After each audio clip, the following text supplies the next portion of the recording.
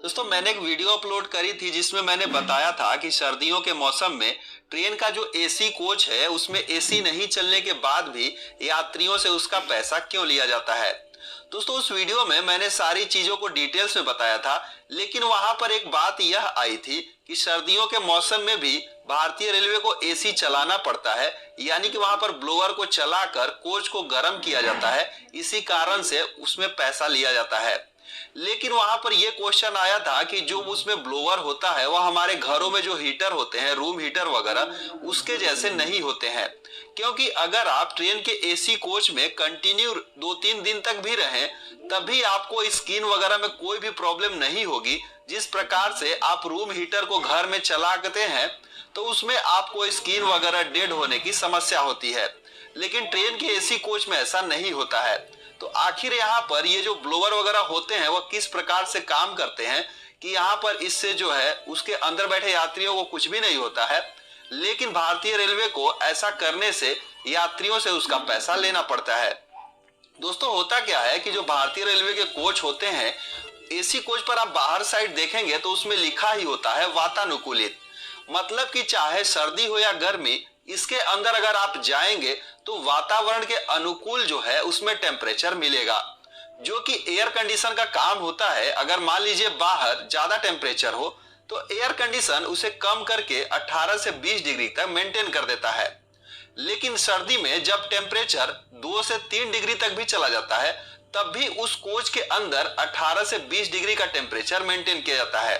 तो दोस्तों इसके लिए यहाँ पर ट्रेन के कोच के अंदर कोई भी ब्लोअर या फिर इस तरीके का फिलामेंट वगैरह समझ रहे होंगे कि इसे चलाकर यहाँ पर इस टेम्परेचर को बढ़ाया जाता है, तो ऐसा नहीं होता है। दोस्तों इस चीज को समझने के लिए आपको यहाँ पर एसी की वर्किंग को थोड़ा समझना होगा।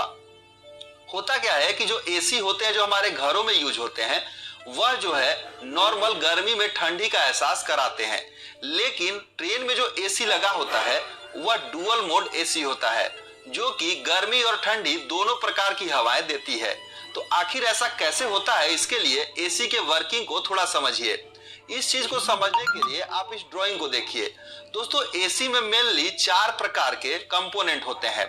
पहला जो होता है वह कंप्रेसर, दूसरा जो होता है कंडेंसर, तीसरा जो होता है ये वाल्व और चौथा होता है इवेपोरेटर। दोस्तों होता क्या है कि आप यहाँ पर देख सकते हैं ये जो कंप्रेसर है इसमें जो है कूलेंट यानी कि जो ठंडी गैस होती है जो एसी में यूज की जाती है उस गैस को भरी जाती है, और कंप्रेसर को जैसे ही चलाया जाता है तो वो गैस जो है उसको बार बार कंप्रेस करने से बहुत ज्यादा गर्म हो जाती है, और ये जो गर्म गैस इस जो है कंडेंसर से होते हुए यहाँ पर जैसे ही आती है तो यहाँ पर कंडेंसर में जाने के बाद वो ठंडा होती है और ठंडा होकर लिक्विड फॉर्म में बदल जाती है। चूंकि यहाँ पर इसका प्रेशर बहुत ज्यादा होता है और इस जो है हाई प्रेशर वाले लिक्विड को यहाँ पर ये एक्सपेंशन वाल्व के अंदर जब डाला जाता है तो यहाँ से जो है ये प्रेशर बहुत ज्यादा, इस तरफ आप देखेंगे ज्यादा प्रेशर रहेगा, और इसे बहुत ही पतली नली से जब यहाँ से गुजारी जाती है तो वह ठंडी लिक्विड में बदल कर इवेपोरेटर में जाती है, और इवेपोरेटर में वो ठंडी जो है लिक्विड यहाँ से घूमते हुए जैसे ही इधर जाएगी, इसके पीछे ब्लोअर लगा होता है और यहाँ पे जब वो पंखा चलेगा तो इधर हमको ठंडी हवा मिलती है। तो इस तरीके से एसी यहाँ पर काम करता है।